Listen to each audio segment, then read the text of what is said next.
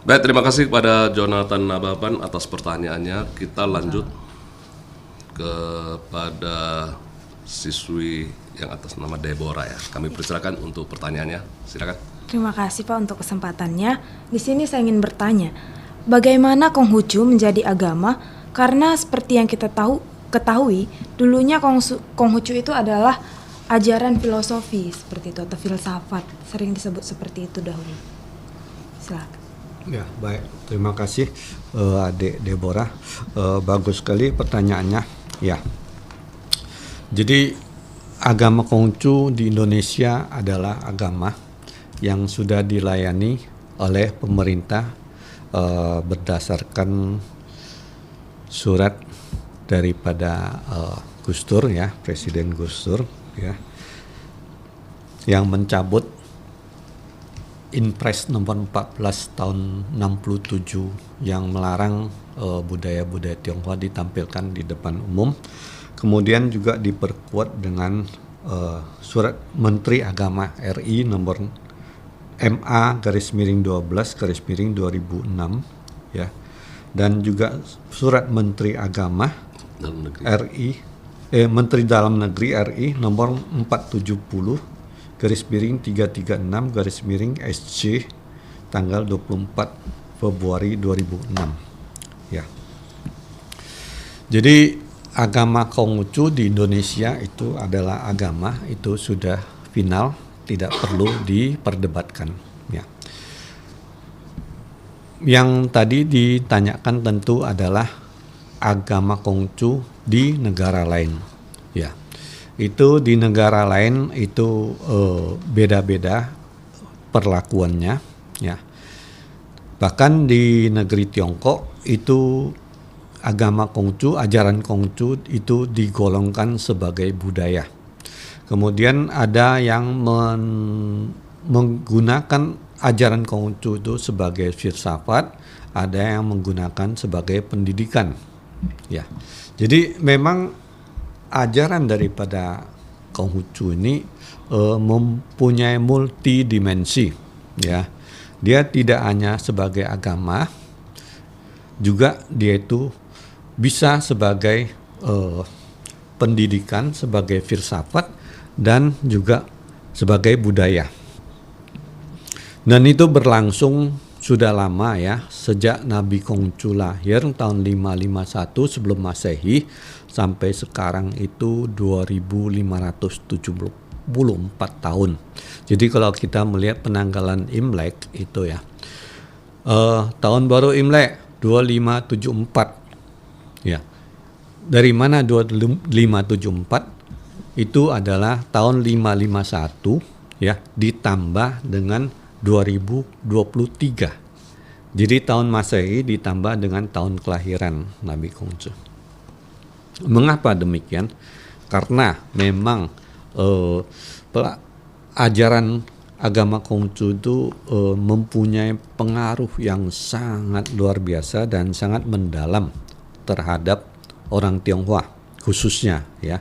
Jadi bukan hanya orang Tionghoa tetapi juga keturunan Jepang, Korea, Vietnam, Singapura ya, Malaysia, kemudian Mongol ya, dan sekitarnya itu ya. Itu mereka juga menerima pengaruh yang sangat besar daripada ajaran agama Konghucu. Lalu mengapa agama Konghucu itu disebut agama di Indonesia dan sementara di negara lain itu diperlakukan sebagai budaya, sebagai pendidikan, sebagai filosofi ya. Jadi di Indonesia kita mengacu kepada ayat-ayat yang ada di dalam kitab suci. Ya, seperti saya sebutkan bahwa kitab suci agama Konghucu itu ada 5 kitab klasik, yaitu Wuching, dan kitab yang 4, yaitu Susu. Di dalam Taxue, ajaran besar dari kitab yang 4 itu, ya, bab utama disebutkan bahwa Taxue zhi dao zai ming ming de zai qin min zai zhi yi zhi san. Artinya apa? yang diajarkan oleh ajaran besar atau tasya adalah menggemilangkan kebajikan yang bercahaya. Kebajikan itu apa? Kebajikan itu adalah watak sejati yang ada di dalam hati nurani setiap manusia. Setiap manusia itu dilahirkan oleh ayah dan bunda. Dia dilahirkan dengan memiliki hati yang baik. Baik itu baik, ya, mempunyai pri cinta kasih dan menjunjung kebenaran. Kemudian hati nurani itu harus dikembangkan, kebajikan-kebajikannya. Apa itu kebajikan? Di dalam agama Konghucu itu dirumuskan 8 kebajikan, ya.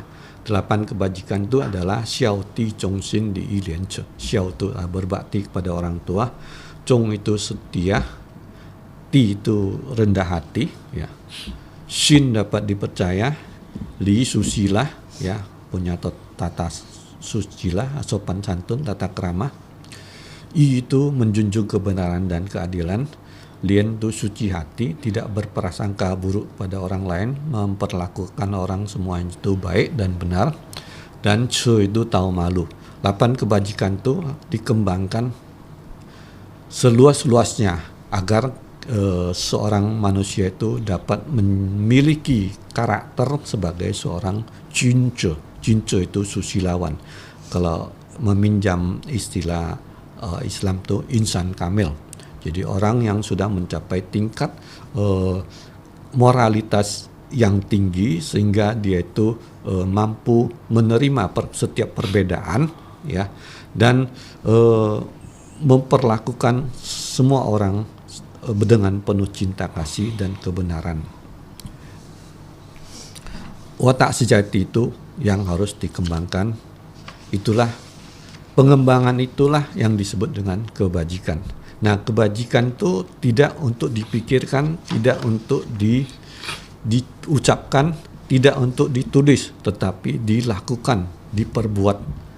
Itulah dikembangkan kepada diri sendiri, keluarga, dan masyarakat, serta negara dan dunia. Jadi, seorang manusia menurut agama Konghucu punya misi dan visi, yaitu pertama dia harus membina diri, ya, meluruskan hati, ya, mengembangkan watak sejatinya. Kemudian dia itu dapat mengatur keluarga dalam keharmonisan. Kemudian dikembangkan kepada masyarakat, ya, mencapai masyarakat yang harmonis, ya. Kemudian dia itu juga ikut mengatur negara dan ikut mendamaikan dunia. Itu visi dan misi yang diajarkan agama Konghucu. Lalu di kitab Tengah Sempurna Chong Yong bab utama mengatakan Tian Ming Zewei Xing, Sui Xing Zewei Tao Xiu, Tao Zewei Jiao. Firman Tuhan itulah disebut watak sejati. Hidup mengikuti watak sejati itulah disebut menempuh jalan suci. Bimbingan menempuh jalan suci itulah disebut agama. Nah, ayat-ayat seperti ini tidak dikembangkan oleh bangsa-bangsa lain. Mereka hanya mengambil etika moralnya. Karena etika moral itu adalah untuk pendidikan, untuk ketertiban masyarakat. Itu yang diambil dari ajaran agama Konghucu. Maka dia katakan agama Konghucu itu etika moral. Karena pada dasarnya mereka lebih banyak membaca kitab Lunyi, Sabda Suci, ya. Di Singapura itu setiap siswa itu mereka ajarkan Sabda Suci. Sabda Suci adalah ujaran-ujaran Nabi Konghucu yang mengajarkan kepada murid-muridnya, dan itu dicatat oleh murid-muridnya menjadi sebuah kitab. Nah, itu memang membicarakan bagaimana menjadi seorang manusia yang baik, seorang manusia yang punya etika moral, menjunjung kebenaran, adil, menjalankan 5 hubungan sosial, yaitu sebagai seorang raja harus bersikap sebagai seorang raja, dia harus benar, ya, menjunjung kebenaran dan adil kepada menterinya. seorang menteri itu harus setia kepada raja dan menjalankan semua tugas yang diperintah raja dengan benar dan setia. Itu hubungan raja dengan menteri. Lalu hubungan suami dan istri, ya. Suami dan istri itu punya perbedaan dan masing-masing menjalankan tugasnya dengan saling pengertian. Lalu ayah dan anak. Ayah dan anak itu, ayah itu harus melindungi anaknya, mengasuh anaknya dan memberi kecukupan kebutuhan hidupnya. Dan seorang anak itu harus berbakti kepada orang tua, turut kepada orang tuanya. Kakak dan adik. Kakak itu harus sebagai teladan daripada adik, dan adik itu harus patuh kepada kakaknya. Makanya adik-adik kalau di rumahnya punya adik, ya, harus menunjukkan bahwa kita itu mempunyai hal-hal baik yang patut ditiru, ya. Jangan kita berbuat hal-hal yang jelek supaya adik kita juga meniru hal-hal buruk itu gak boleh. Karena kita bertanggung jawab untuk diri kita sendiri, juga untuk masa depan anak adik-adik kita, ya. Jadi hidup itu bukan sendiri, tetapi hidup itu kita bertanggung jawab kepada semua orang. Lalu sesama sahabat itu harus saling dapat dipercaya. Di dalam pergaulan masyarakat itu semua harus saling dapat dipercaya. Nah, itu 5 hubungan yang dimuliakan, hubungan sosial yang dimuliakan. Nah, lalu 8 kebajikan yang tadi saya sebutkan itu. Nah, kemudian agama Konghucu itu diturunkan melalui wahyu. Ada 4 nabi yang menerima wahyu, ya. Di antaranya adalah Nabi Konghucu. Nabi Konghucu di saat dia itu masih dalam kandungan ibunya, dia telah menerima wahyu. Jadi ibunya mendapatkan mimpi datang seekor hewan suci yang bernama Cilin, ya. Dia menyemburkan kitab Kumala, kitab Isu, ya, kepada dan diterima oleh ibunya Nabi Konghucu Yan Chen Chai, lalu diikatkan pita merah ke tanduknya. Nah, apa isi kitab Isu itu, kitab Wahyu itu adalah bahwa telah hadir seorang bayi, ya, yang akan mewartakan kedamaian kepada dunia, dan dia akan menjadi pengganti Raja Zhou, dinasti Zhou yang sudah lemah sekarang ini, dan dia akan menjadi seorang raja tanpa mahkota. Nah, seperti itu. Jadi hal-hal seperti ini tidak dikutip oleh teman-teman dari negara lain. Mereka hanya tertarik dengan etika moral yang ada di kitab Sabda Suci itu. Sedangkan di Indonesia, teman-teman kita agama Konghucu, umat Konghucu itu mengutip ayat-ayat seperti itu, dan itu diyakini sebagai sebuah agama. Karena agama itu apa? Agama pertama itu harus memiliki nabi, memiliki kitab suci, kemudian punya ibadah dan punya umat, ya. Jadi hal-hal seperti ini sudah memenuhi syarat sebagai, dan dia itu menyembah kepada Tuhan Yang Maha Esa. Dengan 5 syarat ini dia memang memenuhi syarat sebagai sebuah agama. Jadi oleh sebab itu di Indonesia agama Konghucu adalah agama seperti itu. Oke, baik, terima kasih Pak. Ya. Selanjutnya saya akan bertanya mengenai bagaimana sih Pak pandangan agama Konghucu ini terhadap Tuhan gitu. Ya, baik, terima kasih. Tuhan di dalam agama Konghucu ada ayat-ayat yang mengatakan bahwa Tuhan itu tidak bersuara. Tuhan itu tidak dilihat tiada tampak, didengar tiada terdengar, namun Tuhan itu ada di mana-mana. Setiap hal itu ada Tuhan di dalamnya. Kita berbicara. Mengapa kita bisa berbicara? Karena kita itu diberi kemampuan untuk berbicara. Siapa yang memberi? Tuhan. Ya. Kita bisa melihat. Kenapa bisa melihat? Karena punya mata. Mata bukan hanya mata, tetapi di dalamnya masih ada retina, ada banyak saraf-saraf dan seterusnya, dan saraf itu disambung ke otak untuk membacanya. Itu suatu hal yang mustahil dapat direkayasa atau diciptakan. Ya. Jadi siapa penciptanya? Tuhan kan. Nah, rumput bergoyang, tanaman tumbuh, bunga, burung, tanah, air, semua itu Tuhan. Maka Tuhan ada di mana-mana. Dan bagi umat Konghucu, Tuhan itu juga alam semesta. Tuhan itu juga matahari. Tuhan itu juga angin. Tuhan itu juga orang tua kita. Tuhan itu juga siang dan malam, dan seterusnya. Maka di dalam kitab I Ching mengatakan, ya, kitab perubahan mengatakan, belajarlah dan berteladanlah kepada langit, berteladanlah kepada bumi, karena langit itu yang menciptakan segala sesuatu. Jadi sebelum ada benda-benda di alam semesta ini, ya, bintang, bulan dan sebagainya, planet, itu adanya langit duluan.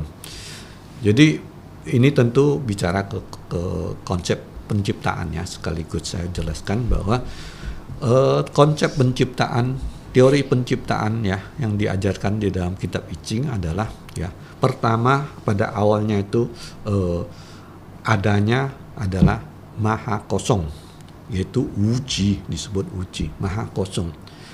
Lalu menjadi maha isi, ya. Pada awalnya itu alam semesta ini diisi dengan cairan. Cairan itu lalu berputar dan membentuklah benda-benda padat berupa planet-planet, bintang dan seterusnya. Jadi pertama ciptaan itu adalah air, kemudian api. Nah, jadi dari maha kutub, ya, yang maha tiada menjadi maha ada, lalu terpecah menjadi dua sifat yang paling utama, yaitu yin dan yang. Dua kutub, yin dan yang, ini merupakan sifat yang paling dasar yang ada di alam semesta ini, ya. Yin itu adalah gelap, adalah bulan, adalah perempuan. Yang adalah terang, matahari, laki-laki, dan seterusnya. Dua sifat ini bertolak belakang tetapi saling melengkapi. Nah, itulah bentuk sifat dasar yang membentuk alam semesta ini. Lalu terpecah lagi menjadi empat bentuk, yaitu Lao Yin, Shao Yang, Lao Yang, Shao Yin. 4 bentuk itu kemudian terpecah lagi menjadi 8 trigram, 4 kuah. Nah, 4 kuah itu membentuk seluruh isi alam semesta ini. Nah, Tuhan itu adalah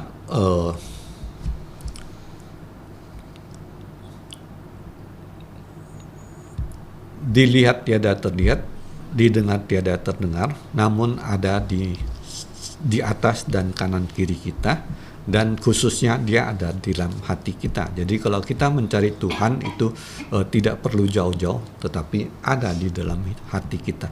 Maka ada sebuah ayat mengatakan, carilah maka engkau akan mendapatkannya. Di mana mencarinya? Yaitu di dalam hati kita. Selami hati kita dan kenali watak sejati, maka kamu akan mengenali Tuhan. Sebelum mengenali Tuhan, kita harus mengenal pada manusia terlebih dahulu. Manusia itu adalah wujud ciptaan Tuhan. Maka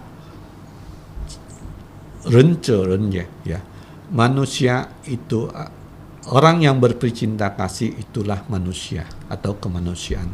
Jadi kalau ada orang menyebut dirinya manusia tetapi dia tidak punya pericinta kasih, bahkan Rasul berani mengatakan, aku tidak tahu harus menyebutnya apa.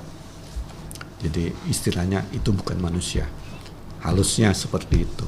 Jadi manusia harus punya cinta kasih. Cinta kasih itu cerminan daripada sifat Tuhan. Ya mungkin itu kalau dilebarkan lagi akan satu hari satu malam nggak selesai. Silakan. Baik Pak, terima kasih. Saya di sini Feby Yolanda ingin bertanya, kenapa tempat ibadah agama Konghucu disebut Litang? Sanuman bisa jawab. Ya, baik. Litang itu sebetulnya gini. Jadi Litang itu masih disebut sebagai aula ya, aula tempat ibadah umat Konghucu. Jadi di dalam Litang itu dia hanya ada sebuah kimsin ya, rupangnya Nabi Kongce. Dan itu memang di zaman Orde Baru ya kan. Jadi agama Konghucu itu kan sering diberi stigma sebagai penyembah berhala, karena umat Konghucu itu bersembayang kepada dewa-dewi ya, dan juga kepada leluhur, sehingga itu di stigma sebagai sembah berhala. Lalu muncullah kemudian, sementara tempat-tempat kelenteng itu kan banyak rupang-rupang dewa-dewi, sehingga sebagian tokoh-tokoh umat Konghucu memandang bahwa kita itu mesti menunjukkan bahwa agama Konghucu itu adalah sembahyang pada Tuhan Yang Maha Esa. Ya, padahal tadi saya sudah jelaskan bahwa memang nama Tuhan kita adalah Tien ya di dalam agama Konghucu. Sehingga akhirnya disebutlah bahwa Litang merupakan tempat sembahyang umat Konghucu. Tetapi itu sebetulnya tidak lengkap ya. Selain Litang, umat Konghucu juga bersembahyang di kelenteng. Ya, kelenteng ya, bio seperti itu. Jadi tempat ibadah umat Konghucu adalah kelenteng juga Litang. Jadi sekarang ini teman-teman itu sudah punya pemahaman yang lebih baik bahwa sesungguhnya bersembayang kepada Tuhan itu adalah bukan berarti kita menolak bersembayang kepada dewa-dewi dan kepada leluhur.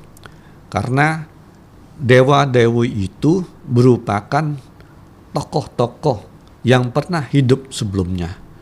Mereka pernah berbuat jasa yang besar kepada umat manusia. Oleh sebab itu, setelah meninggal, mereka itu disembayangi, dihormati, agar tidak lupa jasa-jasanya, tidak lupa keteladanannya. Jadi semangatnya itu kita teladani, ya, misalnya Dewa Kuan Kong, ya, yang pegang pedang golok panjang itu, jenggotnya panjang, ya, itu disembayangi sebagai dewa kebenaran, dewa keadilan, karena memang di masa hidupnya dia itu orang yang sangat tegas dengan kebenaran dan keadilan. Dia tidak mau bernegosiasi, benar ya benar, salah ya salah, benar harus dibenarkan dan salah harus dihukum. Dia tidak mau tawar-menawar. Nah, semangat seperti itu. Kemudian Dewi Kuan Im, Dewi Welas Asih. Nah, kenapa disembayangi? Karena memang kita memuja kewelas asiannya. Nah, orang tua kenapa disembayangi? Karena kita tidak boleh lupa kepada orang tua kita. Ketika kita lupa orang tua kita kehilangan akar. Kita kehilangan asal usul kita. Dan seterusnya apa? Kita kehilangan arah. Kita hidup bukan hanya untuk diri kita, tapi kita hidup juga untuk agar orang tua kita bangga kepada kita loh. Ya toh? Nah, kita akan sedih kalau melihat orang tua kita sedih. Ya enggak? Nah, jadi keterikatan batin ini tidak boleh terputus meskipun beliau sudah tidak ada. Jangan menganggap bahwa orang tua kita sudah meninggal tuh dia tidak mengawasi kita, dia mengawasi kita di alam sana. Ketika kita sedih, dia juga sedih. Ketika kita berhasil, dia juga bangga. Seperti itu. Jadi agama Konghucu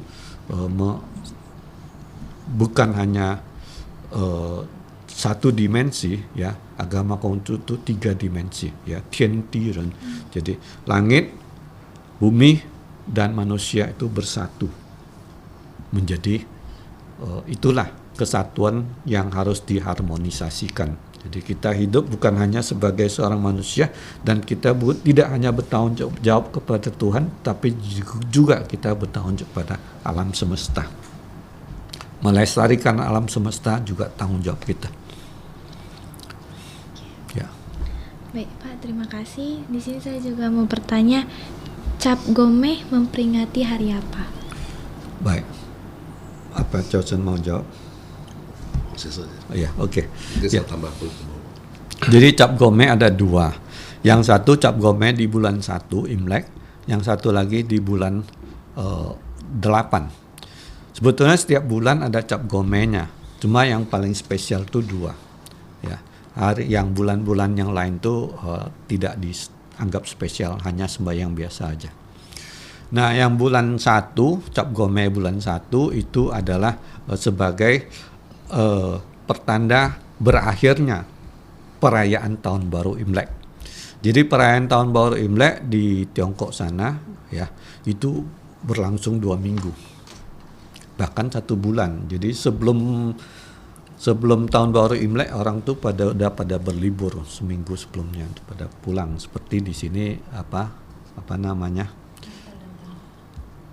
yang Lebaran itu, Ya, udah libur ya. Minggu sebelumnya udah pada hilang semua kan, pulang kampung, ya, mudik, ya, seperti itu. Ya. Saya tambahkan ya, untuk Imlek, Cap Gome ini di bulan 1 penanggalan Imlek itu adalah akhir seperti yang disampaikan Sese Johan, itu adalah akhir dari perayaan Imlek. Terus satu lagi Cap Gome itu di bulan 8 penanggalan Imlek. Jadi bulan 8 penanggalan Imlek itu adalah sembahyang kui bulan.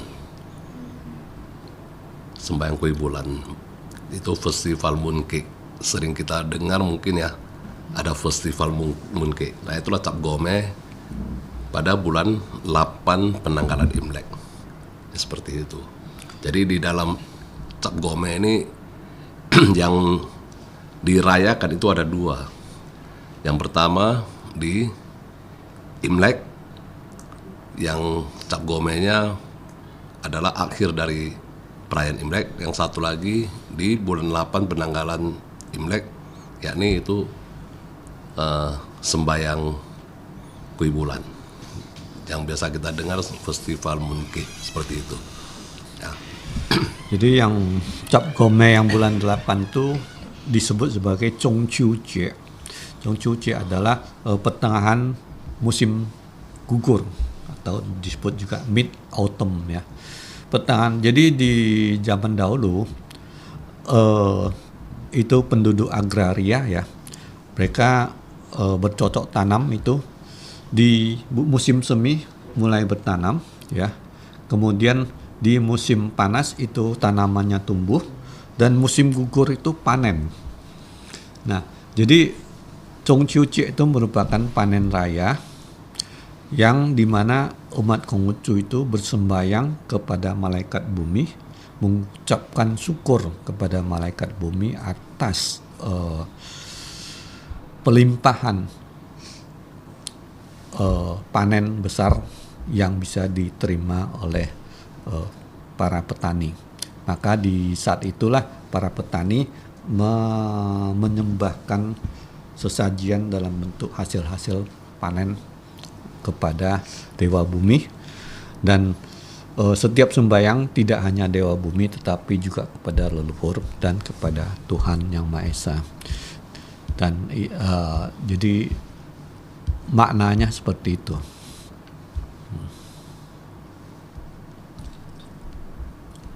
Nah, di sini saya terlintas satu pertanyaan yang seperti ini. Dari Imlek, Cap Gomeh di Hindu juga ada kan? Ada. Apakah Hindu dan Konghucu itu ada kaitannya gitu? Mengapa Imlek dan Cap Gomeh itu ada di kedua agama ini gitu? Saya pikir di Hindu nggak ada ya. Buddha. Artinya Buddha, ya. Buddha sebetulnya Apakah alirannya apa gitu kayak Gini, Kristen, Katolik dan Protestan? ya. Jadi budaya Timur memang menggunakan penanggalan bulan. Jadi peredaran bulan terhadap bumi itu yang dijadikan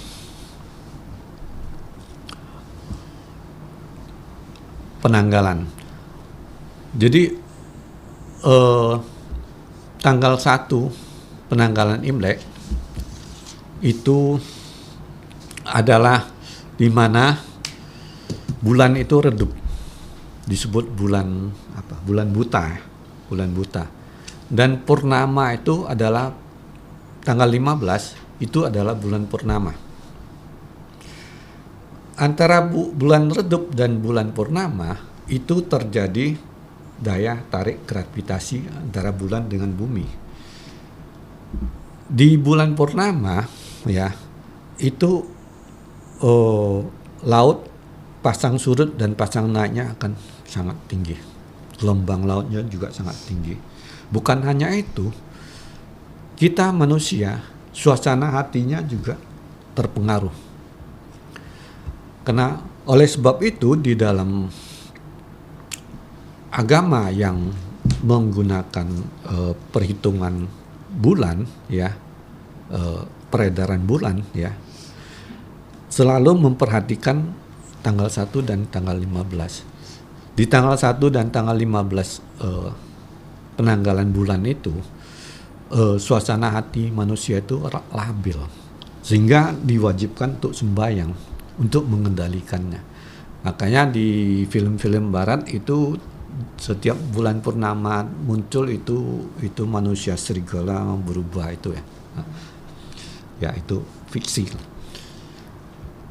Namun demikian bahwa hati manusia itu terpengaruh dengan tanggal 1 dan tanggal peredaran bulan itu. Oleh sebab itu maka dispesialkan itu harus adakan sembahyang khusus agar kita itu kembali mengendalikan hati kita agar tidak lepas kendali. Ya.